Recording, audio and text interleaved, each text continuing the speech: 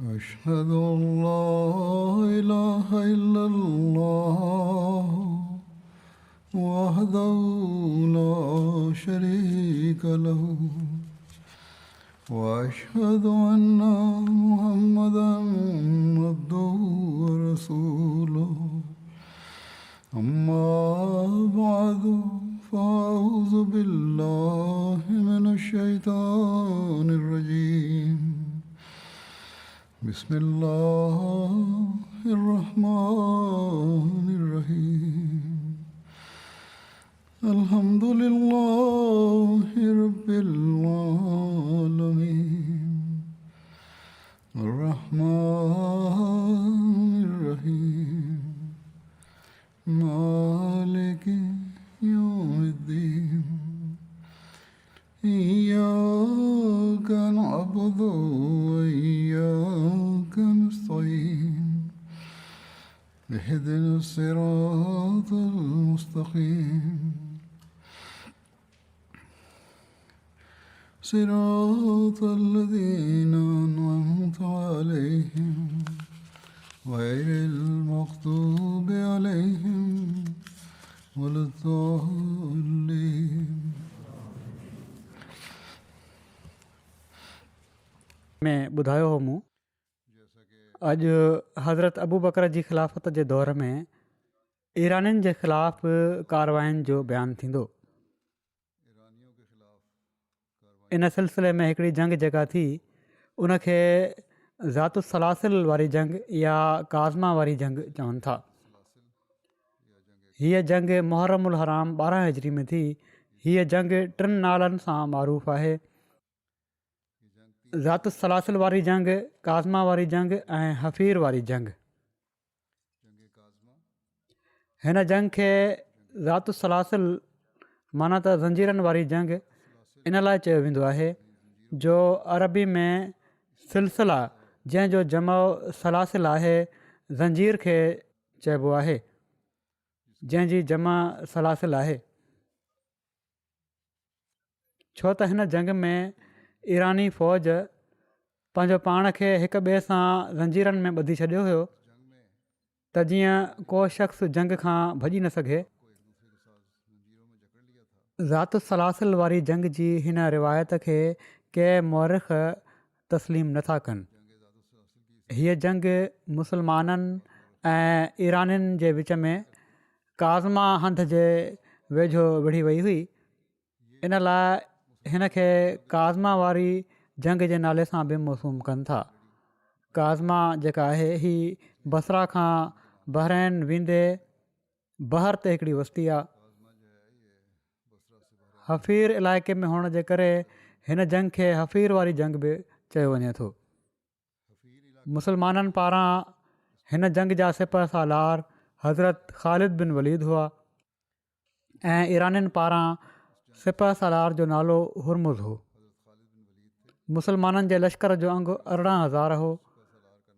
जहिड़ो की पहिरियां बयानु थी चुको आहे गुज़िरियल ख़ुतबनि में त हुरमुज़ ईरानियुनि पारां उन इलाइक़े जो हाकिम हुयो जेको हसब नसब ऐं शर्फ़ ऐं इज़त में अक्सर ईरान जे अमीरनि खां वधियलु हो। ईरानी मौज़ज़नि जी ही आदत हुई त हू मामूली टोपियुनि जे बदिरां क़ीमती टोपियूं पाईंदा हुआ ऐं हसब नसब ऐं शर्फ़ ऐं इज़त में जेको शख़्स जंहिं रुतबे जो हूंदो हुयो उन ई मुनासिबत सां क़ीमती टोपी पाईंदो हो। सभिनी खां महांगी टोपी चयो वञे थो त 1 लख दिरहम जी हूंदी हुई जंहिंखे उहो ई शख़्स पाए सघंदो हुयो जेको शर्फ़ ऐं इज़त ऐं तौक़ीर ऐं वजाहत में कमाल दर्जे ते पहुतल हुजे। ऐं हुरमुज़ जे रुतबे जो अंदाज़ो इन ॻाल्हि मां थी सघे थो त उन जी टोपी जी क़ीमत बि 1 लख दिरहम हुई। ईरानियुनि जे वेझो त उन जी वजाहत मुसलम हुई, पर अराक जी हदुनि में रहण वारनि अरबनि में इन खे नफ़रत जी नज़र सां ॾिठो वेंदो हुयो, छो त हू हिननि अरबनि ते सभिनी सरहदी अमीरनि खां वधीक सख़्ती ऐं ज़ुल्म कंदो हुयो। अरबनि जी नफ़रत इन हद ताईं पहुतल हुई, माना त ग़ैर मुस्लमान अरब जेके हुआ जो हू कंहिं शख़्स जी ख़बासत जो ज़िक्र कंदे हुरमुज़ जो नालो ज़रबुल मिसल तौरु वठणु लॻंदा हुआ। जीअं त चवंदा हुआ त फ़लाणो शख़्स त हुरमुज़ खां बि वधीक ख़बीस आहे, फ़लाणो हुरमुज़ खां बि वधीक बदफ़ितरत ऐं बदतीनत आहे, फ़लाणो शख़्स हुरमुज़ खां बि वधीक अहसान फ़रामोश आहे। ऐं इन ई जे करे हुरमुज़ खे अरबनि जे हिक ॿिए पुठियां ओचिते हमलनि ऐं झड़पुनि जो बि मुंहुं ॾिसणो पवंदो हुयो। ऐं ॿिए पासे हुरमुज़ जूं झड़पूं हिंदुस्तान जे बहरी कज़ाकनि सां बि थींदियूं रहंदियूं हुयूं। बहरहाल हज़रत ख़ालिद बिन वलीद यमामा मां रवानगी खां अॻु हुरमुज़ खे ख़तु लिखियो हुयो। उन्हनि पंहिंजे ख़त में लिखियो त अम्माबाद फर्मा बरदारी अख़्तियार करे वठि, तूं महफ़ूज़ रहंदे, या पंहिंजी ऐं पंहिंजी क़ौम लाइ हिफ़ाज़त जी ज़मानत हासिलु करे वठि ऐं जिज़ियो ॾियण जो इक़रार करे वठि, न त तूं सवाइ पंहिंजो पाण खे ॿियो कंहिंखे मलामत न करे सघंदे। मां तुंहिंजे मुक़ाबले लाइ अहिड़ी क़ौम आंदी आहे जेका मौत खे ईअं थी पसंदि करे जीअं तूं ज़िंदगी खे पसंदि थो करीं।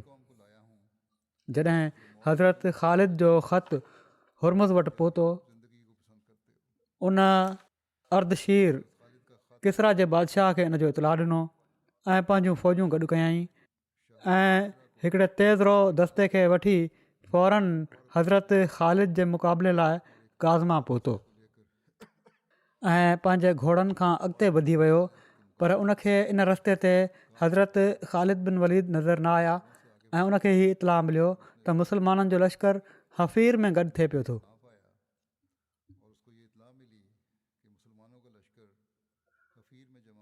तंहिं करे मोट खाई हफ़ीर ॾांहुं रवानो थियो। हफ़ीर बसरा मां मके ॾांहुं वेंदे पहिरीं मंज़िल हुई। उते पहुचंदे ई पंहिंजी फ़ौज जी सफ़ाराई कयईं। हुरमुज़ पंहिंजे साॼे खाॿे ॿिनि भाइरनि खे मुक़ररु कयो।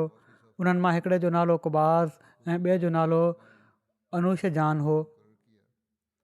ईराननि पंहिंजो पाण खे ज़ंजीरनि में ॿधी छॾियो हुयो। हिन रिवायत में त इहो ई बयानु थियो आहे। ऐं हीअ चयो वञे थो त इन ते उहे माण्हू जन जी राय इन जे ख़िलाफ़ु हुई। जॾहिं उन्हनि हीउ मंज़रु ॾिठो त चयाऊं त तव्हां माण्हुनि दुश्मन लाइ पाण ई पंहिंजो पाण खे ज़ंजीरनि में ॿधी छॾियो आहे, ईअं न कयो, हीअ ख़राबु सवण आहे।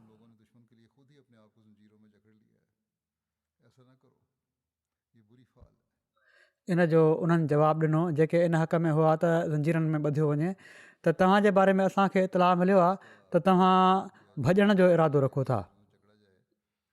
जॾहिं हज़रत ख़ालिद खे हुरमज़ जे हफ़ीर पहुचण जो इतलाउ मिलियो त पाण पंहिंजे लश्कर खे वठी काज़मा ॾांहुं लड़ी विया। हुरमुज़ खे इन जी ख़बर पइजी वई त हू फ़ौरन काज़मा ॾांहुं रवानो थियो ऐं उते डेरो ॼमाए वरितईं। हुरमुज़ ऐं उन जे लश्कर सिफ़ूं सिधियूं कयूं ऐं पाणी ते उन्हनि जो कब्ज़ो हुयो। जॾहिं हज़रत ख़ालिद बिन वलीद आया त उन्हनि खे अहिड़ी जॻह ते तरसणो पियो जिथे पाणी न हुयो। माण्हुनि खाइनि इन जी शिकायत कई। संदन मुनादीअ ऐलान कयो त सभई माण्हू लही पओ ऐं सामान हेठि लाहे छॾियो ऐं दुश्मन सां पाणी जे लाइ लड़ाई कयो, छो त बख़ुदा पाणी ते उन ई जमायत जो कब्ज़ो हूंदो जेका ॿिन्ही ग्रोहनि मां वधीक साबित क़दम रहंदी ऐं ॿिन्ही लश्करनि में वधीक मौज़ हूंदी। इन ते सामान लाथो वियो। सुवार फ़ौज पंहिंजे हंधि बीठी रही ऐं पंधु फ़ौज पेशकदमी कई ऐं दुश्मन ते हमिलो करे ॾिनई। ॿिन्ही पासे लड़ाई शुरू थी त अल्लाह हिकिड़ी ककरी मोकिली, मुस्लमाननि जी सिफ़ुनि जे पुठियां मींहुं वसियो। मुस्लमाननि खे इन सां क़ुवत मिली। हुरमुज़ हज़रत ख़ालिद जे लाइ हिकिड़ी साज़िश तयारु कई। उन पंहिंजे दिफ़ाई दस्ते खे चयो त मां हज़रत ख़ालिद खे मुबारज़त जी दावत थो ॾियां ऐं इन दौरान जो मां उन्हनि खे पाण सां मसरूफ़ रखंदुसि, तव्हां माण्हू ओचितो चुप करे उन ते हमिलो करे ॾिजो हज़रत ख़ालिद ते। इन खां पोइ हुरमुज़ मैदान में निकितो। हज़रत ख़ालिद पंहिंजे घोड़े तां लही पिया। हुरमुज़ बि पंहिंजे घोड़े तां लथो ऐं उन हज़रत ख़ालिद खे मुक़ाबले जी दावत ॾिनी। हज़रत ख़ालिद पंधु करे उन ॾांहुं आया ऐं ॿिन्ही में मुक़ाबिलो थियो। ॿिन्ही तरफ़ां हमला थियण लॻा। हज़रत ख़ालिद हुरमुज़ खे भाकुर विझी ज़ोर ॾिनो। इन ते हुरमुज़ जे दिफ़ाई दस्ते ख़यानत खां कमु वठंदे हज़रत ख़ालिद ते हमिलो करे ॾिनो ऐं उन्हनि जो घेराव करे वरितऊं। जॾहिं अहिड़ी तरह लड़ाई थी रही हुजे हिक जी त पोइ ॿिया हमिलो न आहिनि कंदा, पर बहरहाल उन्हनि जी फ़ौज हिननि ते हमिलो करे ॾिनो। इन जे बावजूदु हज़रत ख़ालिद हुरमुज़ जा कम लाहे छॾिया। हज़रत काका बिन अमर जीअं ई ईरानियुनि जी हीअ ख़यानत ॾिठी त हुरमुज़ जे दिफ़ाई दस्ते ते हमिलो करे ॾिनई ऐं उन्हनि जो घेराव करे उन्हनि खे मारे विधाईं। ईरानियुनि खे शिकस्त फ़ाश थी ऐं हू भॼी विया। भॼण वारनि में कुबाज़ ऐं अनूश जान बि हुआ। मुसलमाननि राति जी ऊंदाही में ईरानियुनि जो पीछो कयो ऐं फ़रात दरिया जी वॾी पुल ताईं जिथे अॼुकल्ह बसरा आबाद आहे उन्हनि खे क़तलु कंदा विया।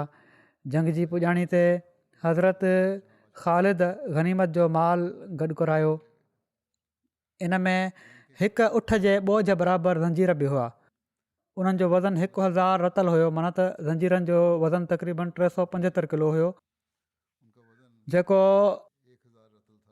गनीमत जो माल हज़रत अबू बकर ॾांहुं मोकिलियो वियो उन में हुरमुज़ जी हिकिड़ी टोपी बि हुई जंहिंजी क़ीमत 1 लख दिरहम हुई ऐं उहा जवाहरात सां मुरसर हुई।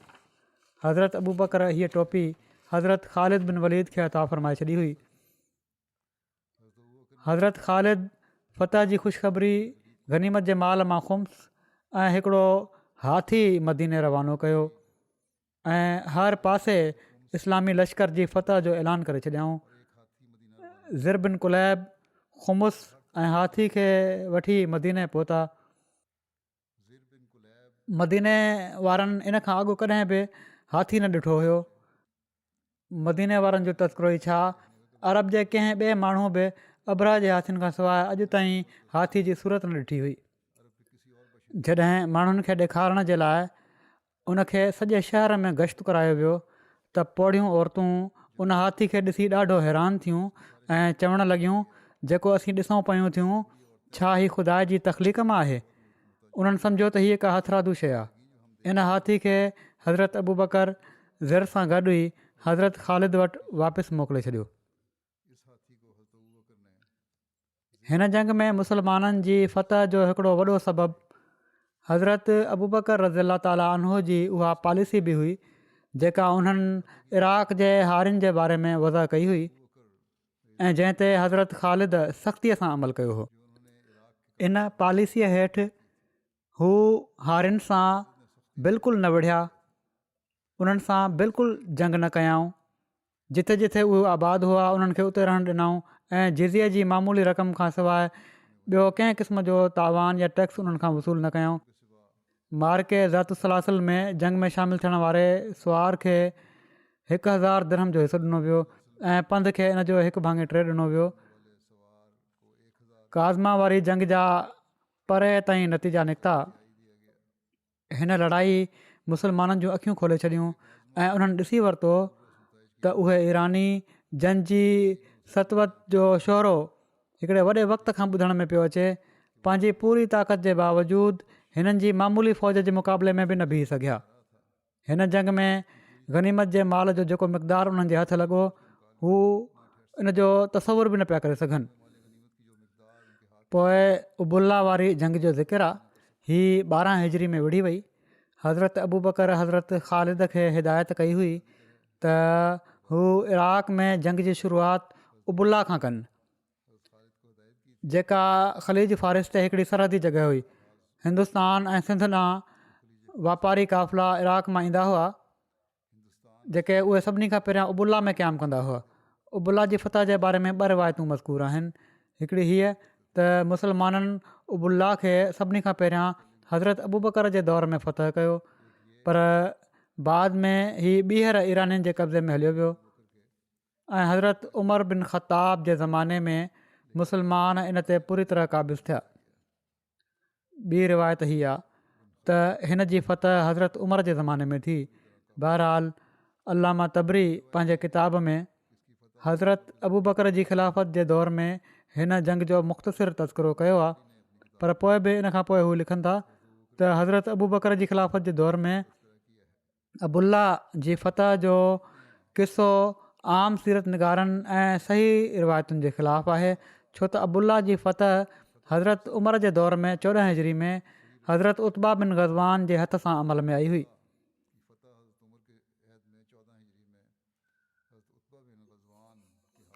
तारीख़ जे ॿियनि किताबनि में अब्दुल्ला वारी जंग जो ज़िक्र हीअं आयो आहे के मौरख़ हिन खे पहिरियों भेरो हज़रत अबू बकर जे मुबारक दौर में हुअणु बयानु कनि था ऐं के इन जी तरदीद कनि था त हीअ जंग हज़रत अबू बकर जे दौर में न ऐं पर हज़रत उमर जे दौर में थी हुई।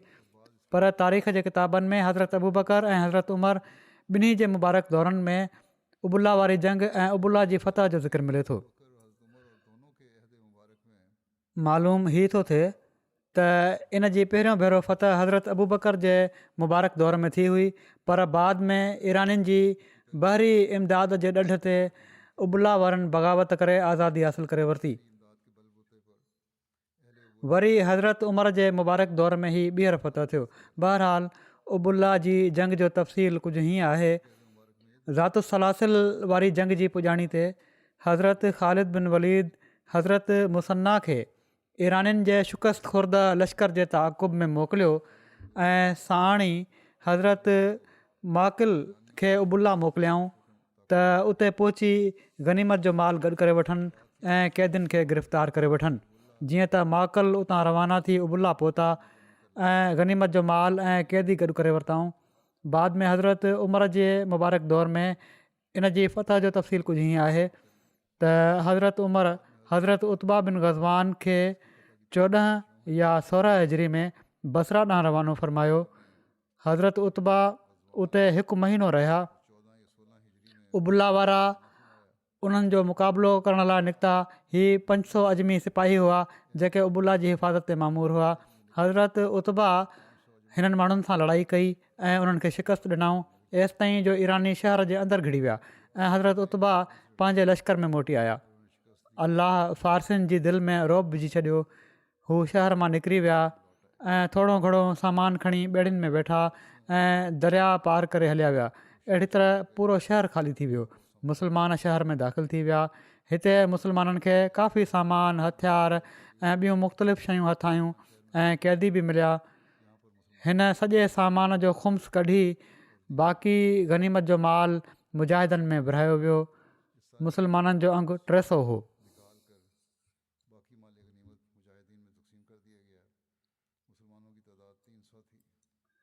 वरी हिकिड़ी मज़ार वारी जंग आहे। हिकिड़ी मज़ार वारी जंग सफ़र 12 हिजरी में थियो ही मार्को। जंग 12 हिजरी में विड़ी वई।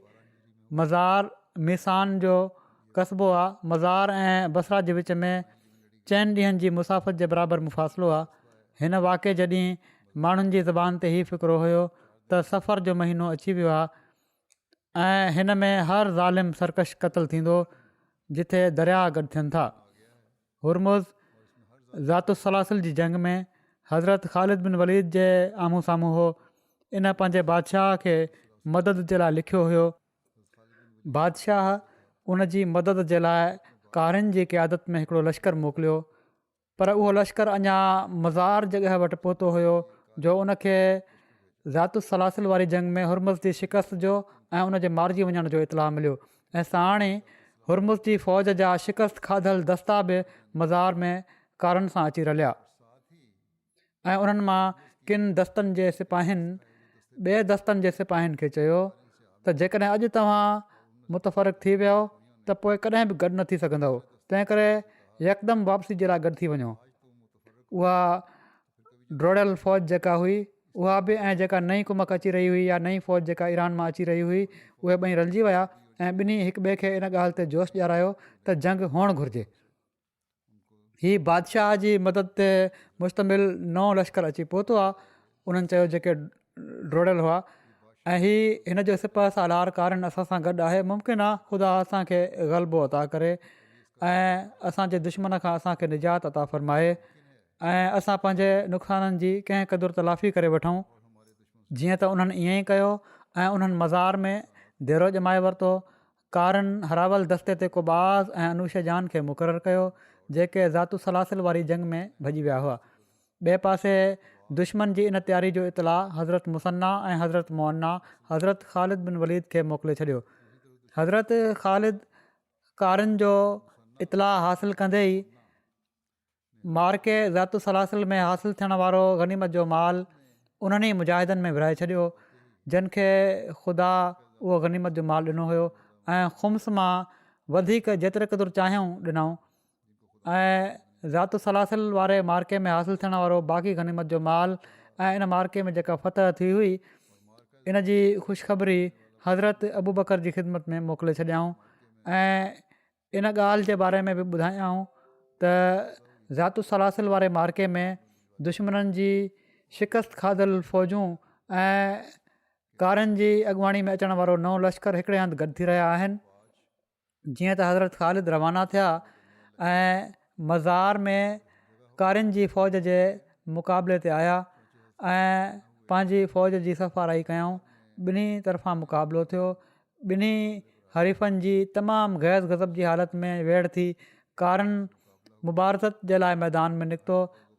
ॿिए पासे खां उन जे मुक़ाबले लाइ हज़रत ख़ालिद ऐं हज़रत माकिल बिन आयशा अॻिते वधिया।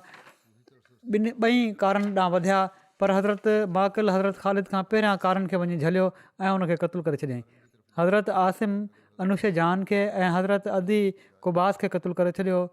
हिननि टिनी सरदारनि जे मारिजी वञण सां ईरानी हौसलो हारे वेठा ऐं मैदान छॾे भॼणु लॻा। हिन जंग में ईरानियुनि जो तमामु वॾो अंगु मारिजी वियो ऐं जेके माण्हू पसपा थिया उहे पंहिंजनि ॿेड़ियुनि में सुवार थी वठी भॻा। हज़रत ख़ालिद मज़ार में क़यामु कयो ऐं हर मक़तूल जो सामान तोड़े उहो कंहिं बि क़ीमत जो हुजे उन ई मुजाहिद खे अता कयऊं जंहिं उनखे क़तलु कयो हुयो ऐं फै वारे माल खे बि उन्हनि में विराए छॾियऊं। पिणु ख़ुम्स मां उन्हनि माण्हुनि खे हिसो ॾिनऊं जन नुमाया कारनामा सर अंजाम ॾिना हुआ ऐं ख़ुम्स जे बाक़ी हिसे खे वफ़द सां गॾु हज़रत सईद बिन नौमान जी अॻुवाणी में मदीने रवानो करे छॾियऊं। हिकिड़ी रिवायत जे मुताबिक़ हिन जंग में 30,000 ईरानी क़तलु थिया ऐं हिननि खां अलावा आहिनि जेके नहर में ॿुॾी मरी विया ऐं चयो वञे थो जेकॾहिं पाणी जी रंडक न हुजे हा त उन्हनि मां हिकु बि न बचे हा। पोइ बि जेके माण्हू बची भॻा उहे तमामु ख़राबु हाल ऐं पंहिंजो सभु कुझु छॾे भॻा। जंग खां पोइ लड़ाई में हिसो वठण वारनि ऐं ईरानी फ़ौज जी हिमायत करण वारनि खे पंहिंजे अहल अयाल सां गॾु क़ैद कयो वियो। उन्हनि क़ैदियुनि में अबुल हसन बसरी बि शामिलु हुआ। अबुल हसन बसरी जे बारे में चयो वञे थो त इमाम हसन बसरी जा वालिद हुआ जेके बसरा जा मशहूरु वाइज़ ऐं सूफ़ी हुआ मुस्लमान थिया। चयो वञे थो त अबुल हसन बसरी खे क़ैद करण खां पोइ मदीने आंदो वियो जिथे उन्हनि जी मालिकियाणी हिननि खे आज़ादु करे छॾियो हो। इन फ़तह खां पोइ आम रैयत सां तमामु नरमी जो वर्ताउ कयो वियो। हारियुनि ऐं उन्हनि सभिनी माण्हुनि खे बिना कंहिं क़िस्म जी तकलीफ़ पहुचाए जिज़े जी अदायगी ते आमादा कयो वियो ऐं उन्हनि खे उन्हनि जी ज़मीनुनि ऐं जॻहुनि ते बरक़रार रखियो वियो। हिननि शुरूआती मामलनि खां फ़ारिग़ थियण खां पोइ हज़रत ख़ालिद मफ़तूहा इलाइक़े जे नज़म नसक़ ॾांहुं तवजो कई। जिज़ियो वसूल करण जे लाइ हंधे हंधे आमिल मुक़ररु कया विया। मफ़तूह इलाइक़े जी हिफ़ाज़त जे लाइ उन्हनि हफ़ीर ऐं जिस्र आज़म माना त सभिनी खां वॾी पुल ते फ़ौजूं मुतयन करे छॾियूं हुयूं। उन्हनि जो इंतिज़ामु अञा बहितरु बणायो वियो ऐं फ़ौजुनि जे समूरनि दस्तनि खे मुख़्तलिफ़ आफ़ीसरनि जी निगरानी हेठि ॾेई उन्हनि खे दुश्मननि जी ॻुझनि ऐं ऐलानिया सरगर्मियुनि खां ख़बरदार रहणु ऐं मौक़ो अचण ते उन्हनि जो मुक़ाबिलो करण जो हुकुम ॾिनो वियो। ख़ालिद जी जंगी महारत जो सबूत इन खां वधीक ॿियो छा हूंदो जो ईरान जी सरज़मीन में उन्हनि जी पेशक़दमी जी शुरूआति खां ई किसरा जूं ताक़तवर फ़ौजूं मग़लूब थियणु शुरू थी वियूं ऐं उन्हनि जा दमख़म हौसला ऐं वलवला सभु थधा थी विया। मज़ार वारी जंग हीरा खां कुझु ई मुफ़ासिले ते थी हुई। हीरा ख़लीज ऐं मदाइन जे तक़रीबन विच में मौजूदु आहे। हिन जंग खां पोइ जे मामलनि खां फ़ारिग़ थियण खां बाद हज़रत ख़ालिद बिन वलीद दुश्मन जी चुरपुर जी ख़बरुनि जी जुस्तजू में लॻी विया त जीअं ॾिसनि त छा मूवमेंट आहे दुश्मन जी। ॿीहर त हू गॾु नथा पिया थियनि इस्लाम जे ख़िलाफ़ु। वलजा वारी जंग हिकिड़ी जंग आहे वलजा वारी जंग सफ़र 12 हिजरी में थी। वलजा कसकर जे वेझो ख़ुश्की जो इलाइक़ो आहे। मज़ार वारी जंग में ईरानियुनि खे जंहिं शर्मनाक शिकस्त खे मुंहुं ॾियणो पियो जो इन में उन जा वॾा वॾा सरदार बि मारिजी विया हुआ। इन ते ईरानी शहनशाह हिकिड़ी ॿी हिकमत अमली तइ कंदे ऐं अञा वधीक तयारी सां मुस्लमाननि जो मुक़ाबिलो करण जी मनसूबाबंदी कई। जीअं त ईरानी हुकूमत इराक़ में रहण वारनि ईसाइनि जे हिकिड़े तमामु वॾे क़बीले बकर बिन वाइल जे सरकर्दा माण्हुनि खे ईरान जे दरबार में घुरायो ऐं उन्हनि खे मुस्लमाननि सां विढ़ण ते राज़ी करे हिकिड़ो लश्कर तरतीब ॾिनऊं ऐं हिन लश्कर जी क़ियादत हिकिड़े मशहूरु शहसवार अंदर ज़कर जे हथ में ॾेई छॾियऊं ऐं हीउ लश्कर वलजा ॾांहुं रवानो थी वियो। इराक़ में ईसाइनि जो हिकिड़ो तमामु वॾो क़बीलो बकर बिन वाइल आबाद हुयो। अर्दशेर शहनशाह उन्हनि खे घुरायो ऐं उन्हनि जी हिकिड़ी फ़ौज मुरतब करे उन्हनि खे मुस्लमाननि सां जंग जे लाइ वलजा ॾांहुं रवानो करे छॾियो। हीरा ऐं कसकर जे भरपासे जे इलाइक़नि जा माण्हू ऐं हारी बि इन लश्कर सां रलिजी विया। हीरा कूफा खां 3 मील ॾखण ओलह में हिकिड़ो शहरु आहे। कसकर कूफा ऐं बसरा जे विच में हिकिड़ो कस्बो हुयो। बहरहाल पर इहो सोचे त मुस्लमाननि ते फ़तह याबी जो फ़ख़ुरु मुकमिल तौर ते ईसाई अरबनि जे हिसे में न अचे, पंहिंजे हिकिड़े वॾे सिपह सालार बहमन जाज़िया खे बि हिकिड़े भारी लश्कर सां उन्हनि जे पुठियां ई रवानो करे छॾियईं। जॾहिं हिन फ़ारसी सरदार खे हीउ महसूसु थियो त उन्हनि जी फ़ौज तमामु वॾी थी वई आहे त उन हज़रत ख़ालिद बिन वलीद ते हमिलो करण जो फ़ैसिलो कयो। जॾहिं हज़रत ख़ालिद बिन वलीद खे फ़ारसी फ़ौज जे वलजा में गॾु थियण जी ख़बर मिली उन वक़्तु पाण बसरा जे वेझो हुआ। पाण मुनासिबु सम्झाऊं त फ़ारसी फ़ौज ते 3 पासनि खां हमिलो कनि त जीअं उन्हनि जी जमियत मुंतशिर थी वञे ऐं अहिड़ी तरह ओचिते हमले सां फ़ारसी फ़ौज परेशानी जो शिकार थी वञे। जीअं त पाण सुवैद बिन मुकरन खे क़ाइमु मक़ाम मुक़ररु कयऊं ऐं उन्हनि खे हफ़ीर में ई रही पवण जो हुकुम ॾिनऊं ऐं उन्हनि माण्हुनि वटि पहुता जिन खे दजला जे हेठिएं पासे छॾियो हुओ। उन्हनि खे हुकुम ॾिनऊं त दुश्मन खां हर वक़्तु होशियारु रहनि ऐं गफ़लत ऐं फ़्रेब में मुब्तला न थियनि ऐं पंहिंजी फ़ौज खे वठी वलजा ॾांहुं पेशकदमी कयऊं ऐं दुश्मन जे लश्कर ऐं उन जी मुआविन जमायतुनि जे मुक़ाबले ते लथा ऐं तमामु शदीद जंग थी। हज़रत ख़ालिद बिन वलीद फ़ौज जे ॿिन्ही पासे मुजाहिदनि ज़रिए तक में वेही रहिया हुआ। आख़िरकार वझ ॻोल्हींदे ॿिन्ही दस्तनि ॿिन्ही पासे खां दुश्मन ते हमिलो करे ॾिनो। ईरानियुनि जूं फ़ौजूं शिकस्त खाई भॻियूं पर हज़रत ख़ालिद बिन वलीद साम्हूं खां ऐं तक में वेठल ॿिन्ही दस्तनि पुठियां खां उन्हनि जो अहिड़ो घेराव कयो जो हू घबराइजी विया एसि ताईं जो कंहिंखे पंहिंजे साथी जे क़तल जी बि परवाह न रही। दुश्मन फ़ौज जो सिपह सालार शिकस्त खाई आख़िर मारिजी वियो। हारिन सां हज़रत ख़ालिद बिन वलीद उहो ई वर्ताउ कयो जेको उन्हनि जो तरीक़ो हुयो, माना त उन्हनि मां कंहिंखे बि क़तलु न कयऊं। सिर्फ़ु जंगजू माण्हुनि जी औलाद ऐं उन्हनि जे मुआविननि खे गिरफ़्तार कयऊं ऐं मुल्क जे आम माण्हुनि खे जिज़ियो ॾियणु ऐं ज़िमी बणिजी वञण जी दावत ॾिनऊं जंहिंखे उन्हनि माण्हुनि क़बूलु करे वरितो। पोइ उलैस जी जंग जो ज़िक्र आहे। उलैस वारी जंग सफ़र जे महीने 12 हिजरी में थी। उलैस बि इराक़ में अंबार जी बस्तियुनि मां हिकिड़ी बस्ती हुई। हज़रत ख़ालिद जे हथां वलजा जे ॾींहुं क़बीले बकर बिन वाइल ऐं ईरानियुनि खे पहुचण वारी हिकिड़ी अञा इबरतनाक शिकस्त सां उन्हनि जी क़ौम वारा ईसाई ॾमिरजी पिया। उन्हनि ईरानियुनि खे ऐं ईरानियुनि उन्हनि खे ख़त लिखिया ऐं उलैस जॻह ते सभई गॾु थी विया। उन्हनि जो सरदार अब्दुल असवद इजली मुक़ररु थियो। अहिड़ी तरह ईरानी बादशाह बहमन जाज़िया खे ख़त लिखियो त तूं पंहिंजो लश्कर वठी उलैस पहुच ऐं फ़ारिस ऐं अरब जे ईसाइनि मां जेके माण्हू उते गॾु आहिनि उन्हनि सां वञी रलिजो। पर बहमन जाज़विया पाण त लश्कर सां गॾु न वियो, अलबत उन पंहिंजी जॻह ते हिकिड़े ॿिए नाले वारे बहादुर जाबान खे रवानो कयो ऐं उनखे हुकुम ॾिनई त माण्हुनि जी दिलनि में जंग जो जोश पैदा कर, पर मुंहिंजे अचण ताईं दुश्मन सां जंग शुरू न कजांइ, सवाइ इन जे जो हू पाण अॻिराई कनि। जाबान उलैस ॾांहुं रवानो थियो। बहमन जाज़विया ख़ुदि ईरानी बादशाह अर्दशीर वटि वियो त जीअं उन सां सलाह करे, पर हिते अची ॾिठईं त बादशाह त बीमार पियो आहे। तंहिं करे बहमन जाज़विया त उन जी तीमारदारी में लॻी वियो ऐं जाबान खे का हिदायत न मोकिलियईं। जाबान अकेलो लश्कर सां गॾु जंग जे मास ॾांहुं रवानो थी सफ़र महीने में उलैस पहुतो। मुख़्तलिफ़ क़बीला ऐं हीरा जे भरपासे जे इलाइक़नि जा अरब ईसाई जाबान वटि गॾु थी विया। हज़रत ख़ालिद खे जॾहिं हिननि ईसाई गिरोहनि जे गॾु थियण जो इतलाउ मिलियो त पाण उन्हनि जे मुक़ाबले जे लाइ निकिता, पर खेनि मालूम न हुयो त जाबान बि वेझो अची वियो आहे।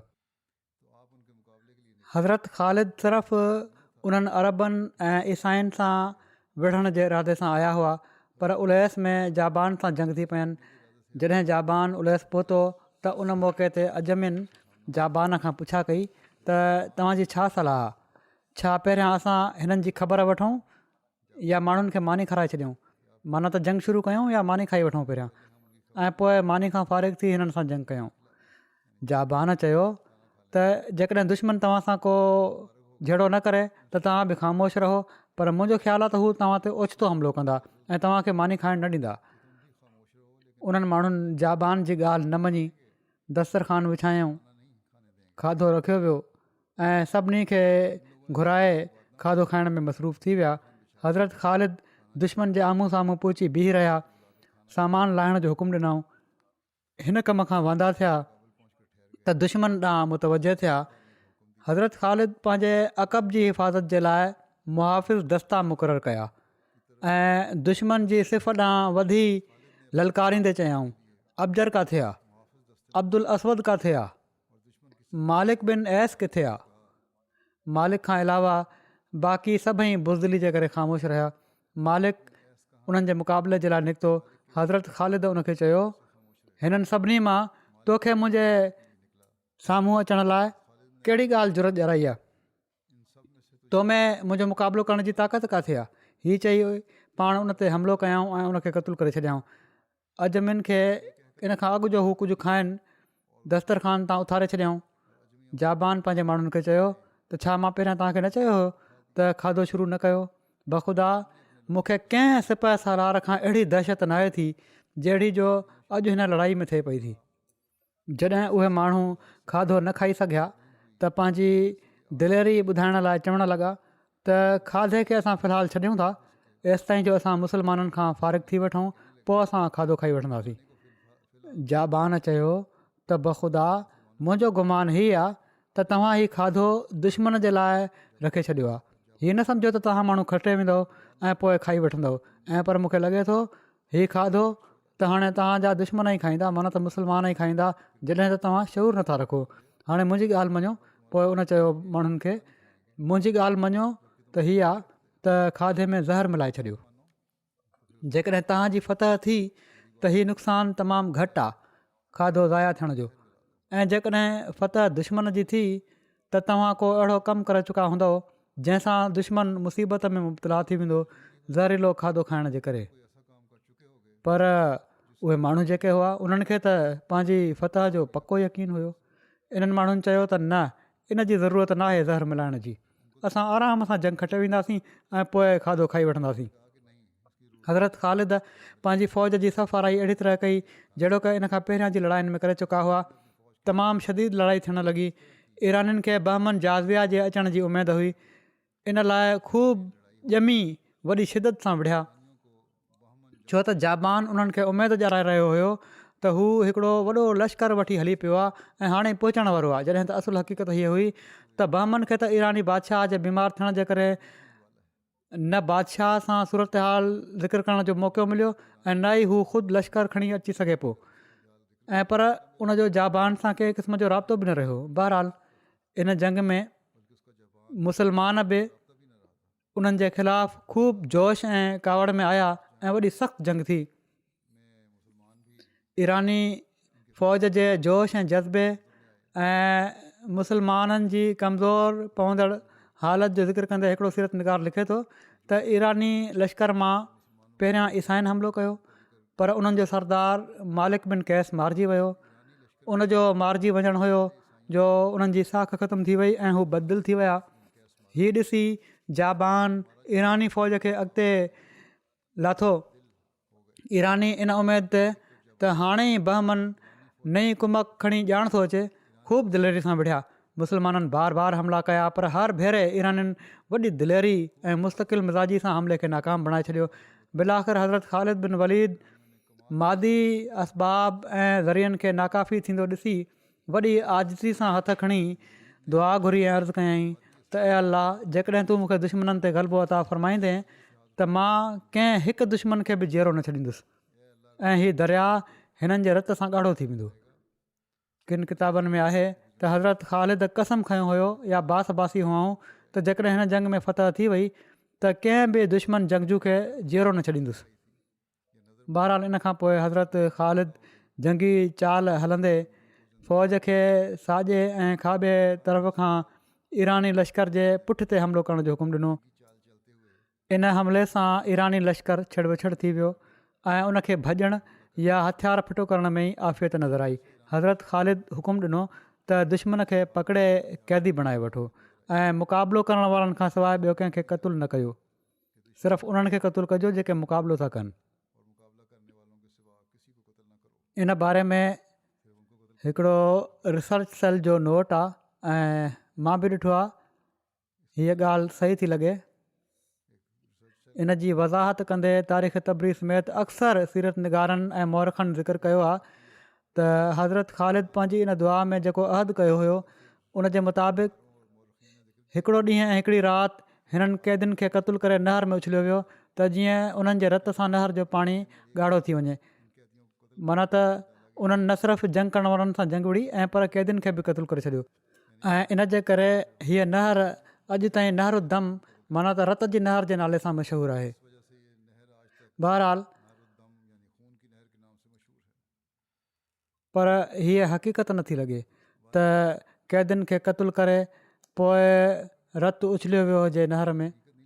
ऐं सीरत निगारनि कुझु तसाहुल या वधा खां कमु वरितो आहे या बिल्कुलु मुमकिन आहे त उहे ज़हन जेके इस्लामी जंगनि में ॼाणे वाणे ज़ुल्म ऐं बरबरीत जूं कूड़ियूं कहाणियूं शामिलु करण जो अहद कयूं वेठा हुआ, उन्हनि जिथे मौक़ो मिलियो पंहिंजे तरफ़ां अहिड़नि वाक़िअनि खे शामिलु करे छॾियो हो।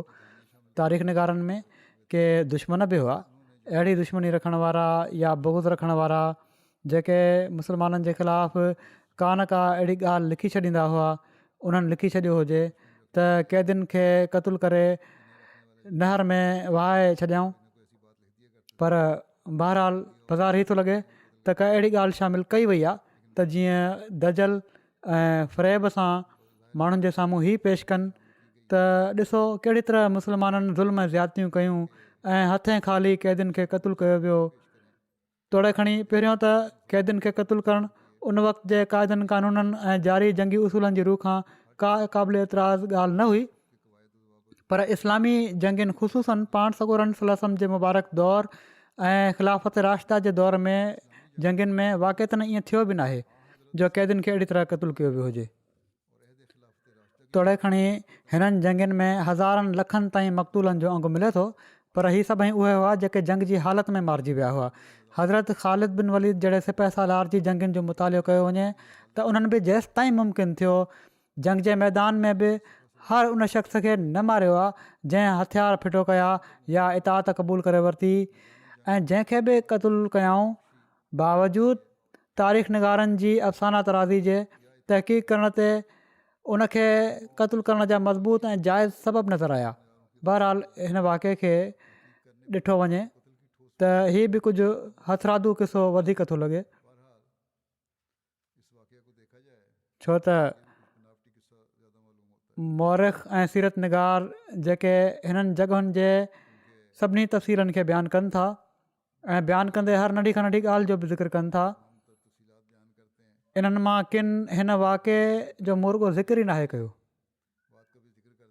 ऐं हीअ दलील आहे इन ॻाल्हि जो त हीअ हथरादू ॻाल्हियूं आहिनि ऐं हिकिड़ा मुसनिफ़ जेके तमामु आज़ादाणी राय रखनि था ऐं आज़ादाणी राय रखंदे तारीख़ खे बयानु कनि था, एतिराज़ जोगी हद ताईं अहिड़ियूं ॻाल्हियूं बि बयानु करे वेंदा आहिनि जंहिंसां इतफ़ाक़ नथो करे सघे।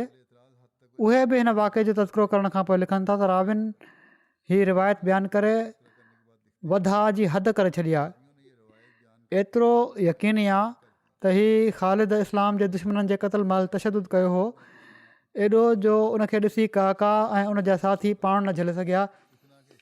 अहिड़ी तरह हिकिड़े मुसनिफ़ हिन वाक़े खे बयानु कयो आहे, माना त सख़्ती त कई हुआ क़ैदियुनि ते पर हीअ क़तलु करणु ई ग़लति आहे।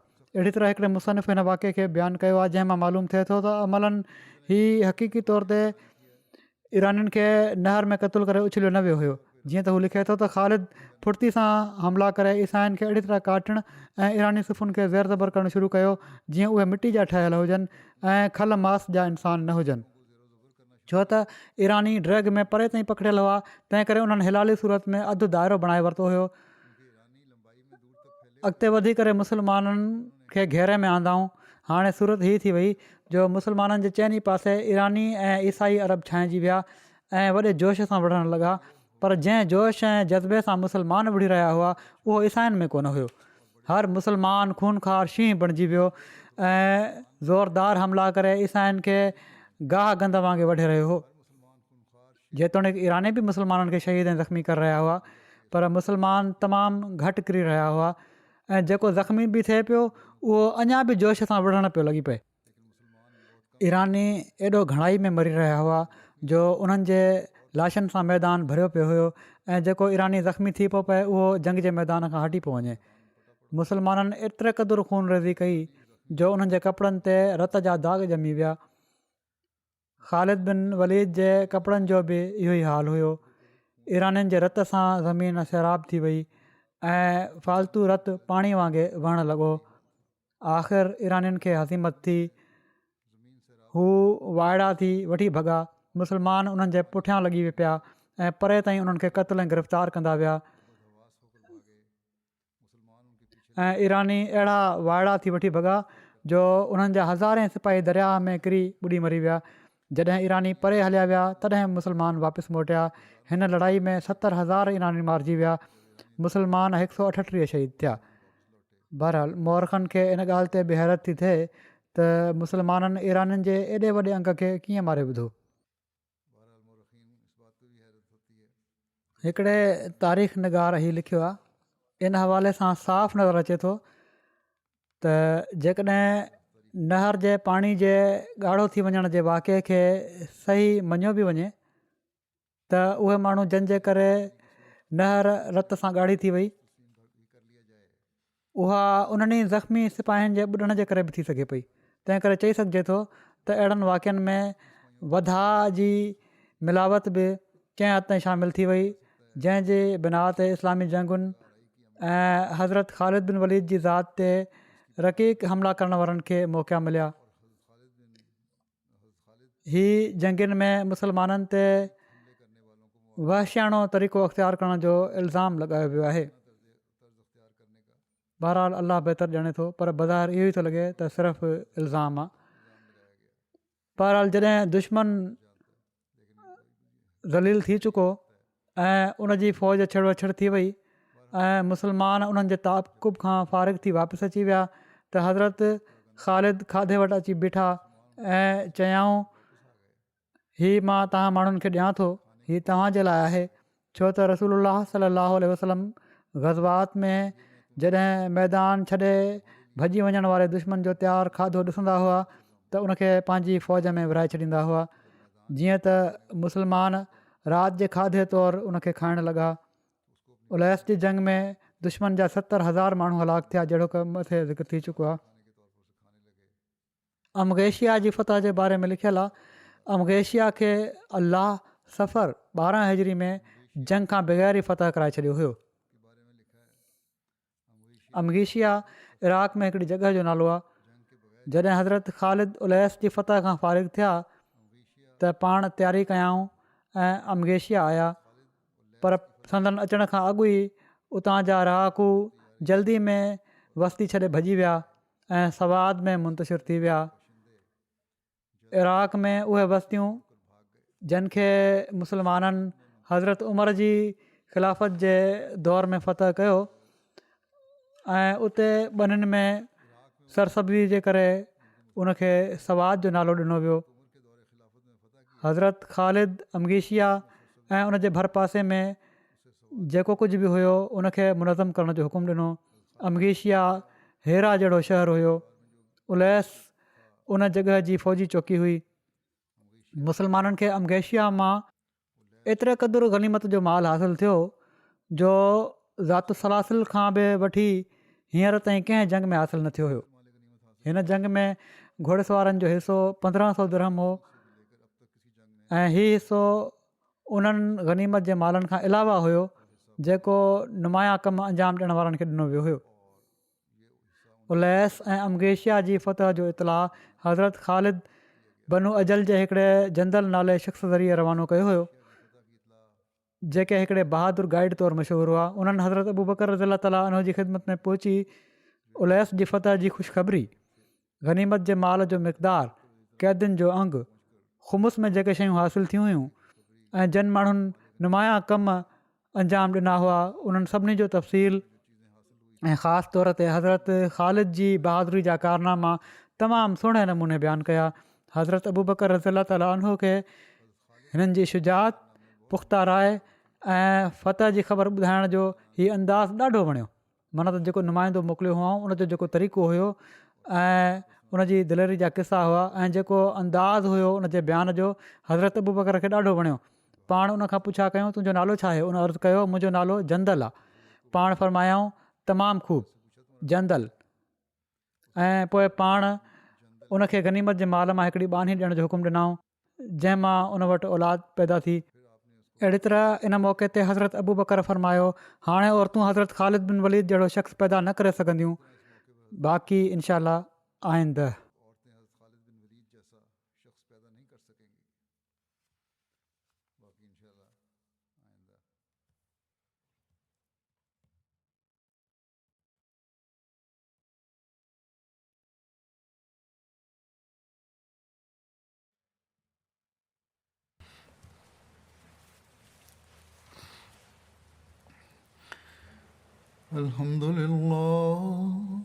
अल्हम्दुलिल्लाह नहमदुहु व नस्तईनुहु व नस्तगफिरुहु व नुमिनु बिही व नतवक्कलु अलैहि व नऊज़ु बिल्लाहि मिन शुरूरि अनफुसिना व मिन सय्यिआति अअमालिना मन यहदिहिल्लाहु फला मुदिल्ल लहु वमन युद्लिल्हु फला हादिय लहु वनशहदु अल्ला इलाहा इल्लल्लाह वनशहदु अन्ना मुहम्मदन अब्दुहु व रसूलुहु इबादुल्लाहि रहिमकुमुल्लाह इन्नल्लाह यअमुरु बिल अदलि वल इहसानि व ईताइ ज़िल क़ुर्बा व यन्हा अनिल फ़हशाइ वल मुनकरि वल बग़ि यइज़ुकुम लअल्लकुम तज़क्करून उज़्कुरुल्लाह यज़्कुरुकुम वदूहु यस्तजिब लकुम वलज़िक्रुल्लाहि अकबर।